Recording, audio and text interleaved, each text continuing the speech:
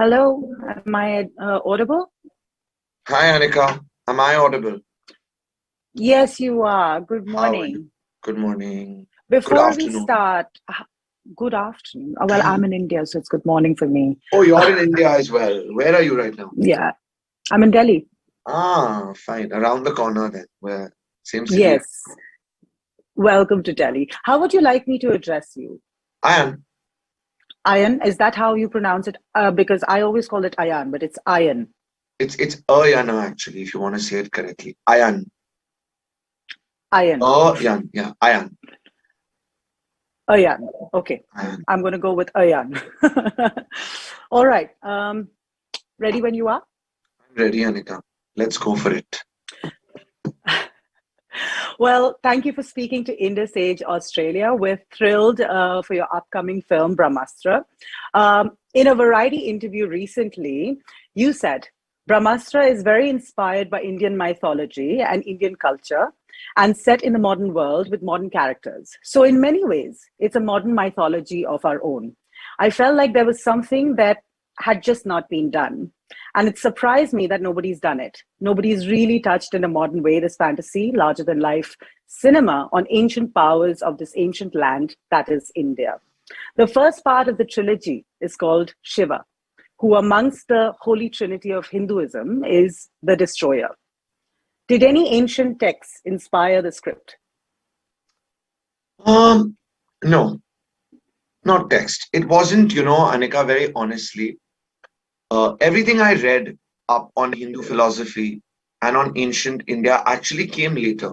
To be very honest, uh, when I embarked on the venture, I was inspired by Indian spirituality in a very sort of organic way, in the way in which like a lot of like modern people living in the world, as they sort of, go about their lives,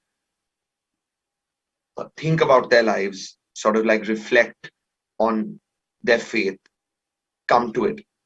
But I felt something, and it's always been that feeling that has like inspired me or pushed me towards work and creating anything. So it wasn't a very academic approach when I began. Now we put a lot of like words on it, and I've found a way to articulate it in a way that perhaps sounds a little intelligent. But I came to it in a very organic way where I felt like there was some sense of spirituality, the concept of like vibrations, energies. And I felt that this is a concept which is very subliminally present in India. And that if I wanted to make a big fantasy blockbuster film, it would be so much more interesting if I kind of drew from this place because I was very naturally in that place in my life as well. So that was actually the origin of it, the journey into Brahmastra. Does it make sense to Fantastic. you? It does. It's you're probing into the visceral rather than the textual, essentially. Right, Uh, right. Very interesting. Fantasy in India, using the westernized version, has seldom been extremely successful. Although I thought Shaktiman was quite successful for me, but in the mythology space, we had legendary shows like Chandrakanta, Mahabharata, that rocked the Doordarshan airwaves of modern India. Mm. How is this contemporary attempt going to bring back Indian mytho fantasy into our popular imagination? Well, you know, Anika, again, the answer to it is not very academic. I hope that when you just experience the film, that like the way in which we as like modern Indians sort of live our modern lives, but also perhaps have like, an aspect to our lives, which is spiritual again, the way in which that blend sort of exists. I hope that in the fantasy genre, Brahmastra does that very naturally because the film is actually based around the concept of energies, and energies that were harnessed in ancient India. And the mythology that we've created uh, for this thesis of ours is that these energies were captured in a bunch of astras. Uh, but the only way to connect with these astras is if you reach a slightly heightened state of energy within yourself as well. You know, think of it like being in a very heightened state of yoga or like meditativeness, you know. Yeah. And uh, and again, I think that the takeaway, the way in which the film will perhaps make you feel connected with Indian roots will be very sort of like natural when you watch the film. Right. I must confess, my background academically is in archaeology and art history. So Mm. it's been a while that we've been hearing Brahmastra coming about, and I've Um, been I'm absolutely almost scared stoked. speaking to you now, Anika, because you're gonna have your eyes like on the film in all kinds of ways. You know, being So like here's my next question. right, right, right, right. So, because I worked in archaeology and art history, I understand, in the Indian context, in Indian mythology, symbology, or as we call it, iconography, plays a very important role in sort of representing deities. Now, we have very little information as to what this film's going to be, right? But this being called Shiva, I'm assuming that there may be a representation of a deity or an image of him somewhere who, is quite iconic with the snake, the skull cap, the crescent, and all of that. Did you, again, consult some kind of experts in terms of how to bring in the visceral nature of these deities in the film so that it immediately connects with the popular imagination? So, you know, to be honest, Anika, there's not a lot of deities in the film. There are these objects of power, these astras in the Mhm. film. Um, we did consult a few people, you know. We like spoke to some like history professors from like a few colleges, and we did a bit of our research.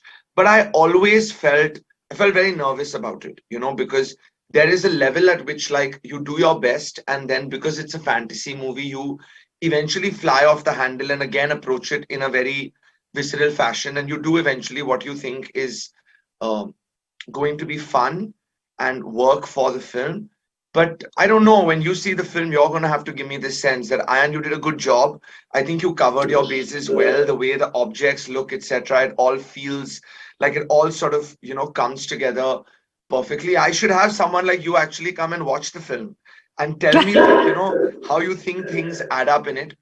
The name Shiva, also to be very honest, came to me in a very natural way. You know, I have been very fascinated from all our gods by the concept of Shiva and my own sort of like relation with Lord Shiva. And I named him Shiva because I am a devotee of Lord Shiva in my own life. You Bless. know, I felt like Mm. I'm making this film drawing from India's roots. I have friends who are called Shiva. I'm going to name my character Shiva. A lot of it then started to unfold actually after the naming. You know, so I think there are aspects of like of what we know of Lord Shiva that we will see in the film, but there's also stuff which is perhaps, you know, just me. You know. Well, very excited to see that. The cast of this film has some of the best actors from the industry. We're all very excited to see them come together on screen again. How did you get them together, and what's your process in developing the structure of a trilogy? Because that is something that we Indians seldom do see come about. So we're quite excited about it. So, you know, Anika, I'll keep it short about the cast. The cast is incredible. They've obviously Mhm. added it. You know, we have a feeling Brahmastra is a very exciting film. People want to watch it. Obviously, the cast contributes a lot to it. The concept of the film, creating a fantasy set in the modern world, this like ambitious blockbuster film, and sort of with this very original concept hanging on top of it, that was that was bigger than the cast that was a part of the film, honestly. You know, like as we were working with them as well, it never felt like these are big stars that we are working with, or like it's while they had their characters, the concept of the film has always been bigger than the characters as well, Yeah. at some level.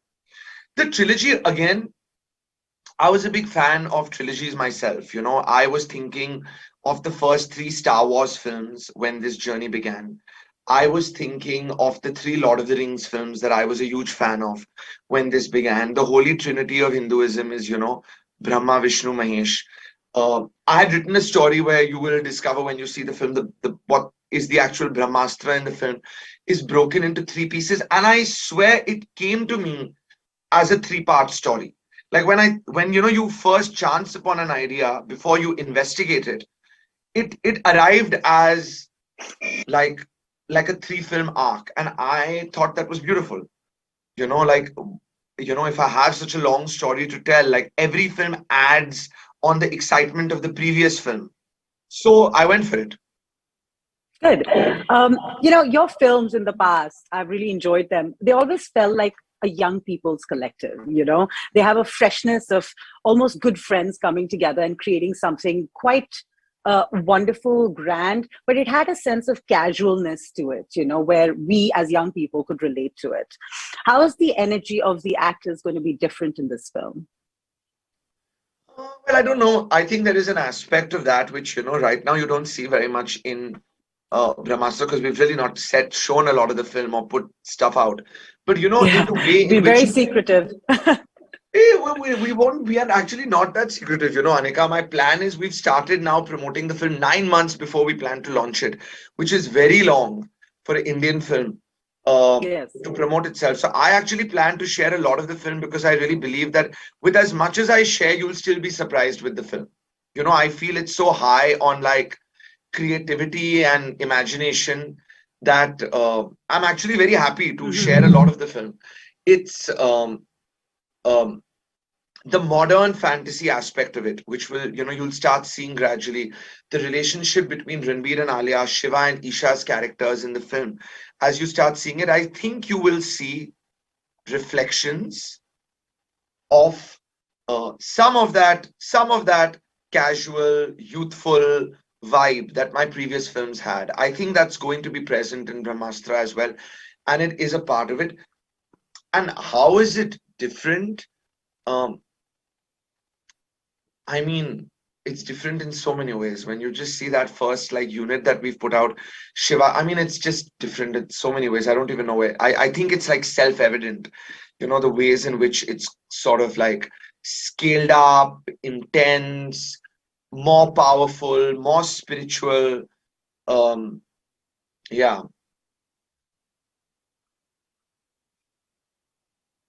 Yeah, that was my last question.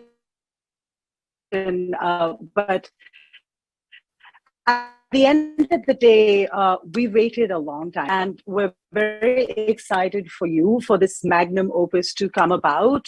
And we hope in the future you can consult us, archaeologists and art historians, for your mythological characters.